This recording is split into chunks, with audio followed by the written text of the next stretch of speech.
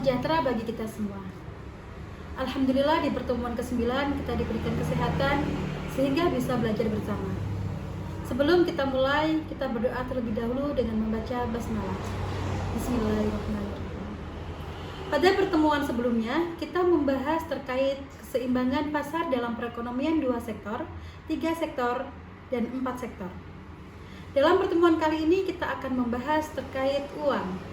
Coba kita pikirkan sebentar. Dari membeli kebutuhan pokok, membayar kuliah, hingga menentukan keberhasilan usaha, kita membutuhkan yang namanya uang.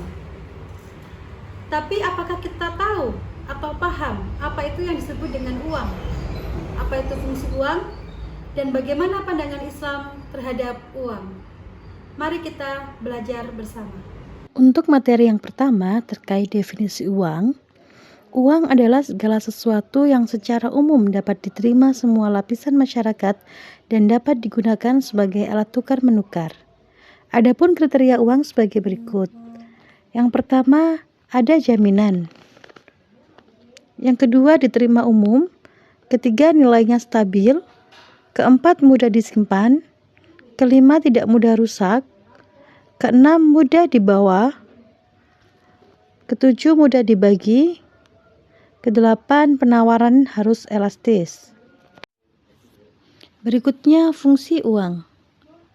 Yang pertama, sebagai alat tukar atau medium of exchange. Yang kedua, pembaku nilai atau standard of value. Ketiga, penyimpan kekayaan atau store of value. Keempat, satuan perhitungan atau unit of account. Kelima, standar pembayaran tangguh atau standard of deferred payment. Materi inti kita pada pertemuan kali ini terkait konsep uang dalam ekonomi konvensional dan ekonomi Islam. Dalam ekonomi konvensional, uang diartikan sebagai komoditas.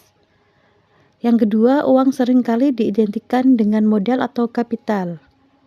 Ketiga, uang atau modal adalah barang pribadi atau private goods. Keempat, uang atau modal adalah stok konsep. Dan yang kelima, nilai waktu uang atau time value of money. Adapun dalam ekonomi Islam, yang pertama, uang sebagai alat tukar bukan komoditas. Yang kedua, uang berbeda dengan modal atau kapital. Ketiga, uang adalah barang halayak public goods. Keempat, modal adalah barang pribadi atau private goods.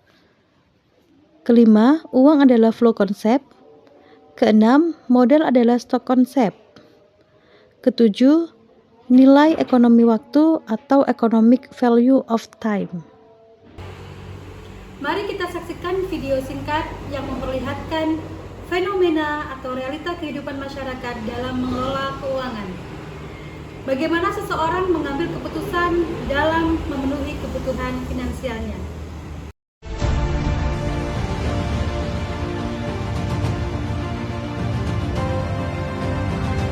Di penghujung tahun 2024, pinjol kembali memakan korban jiwa.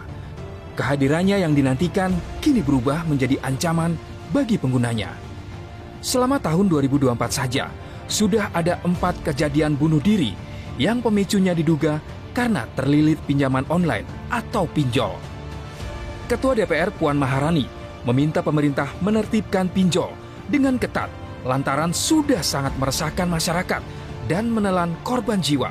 Bahkan Otoritas Jasa Keuangan atau OJK harus mengubah nama pinjol menjadi pinjaman daring atau pindar untuk merubah persepsi negatif masyarakat.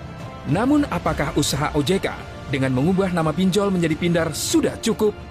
Lalu apa yang harus dilakukan pemerintah untuk menyelesaikan masalah pinjol yang telah merugikan masyarakat dan negara? Silakan bersama masing-masing kelompok untuk berdiskusi menjawab pertanyaan pada video berikut. Terima kasih atas perhatiannya dan sampai jumpa pada pertemuan berikutnya. Wassalamualaikum warahmatullahi wabarakatuh.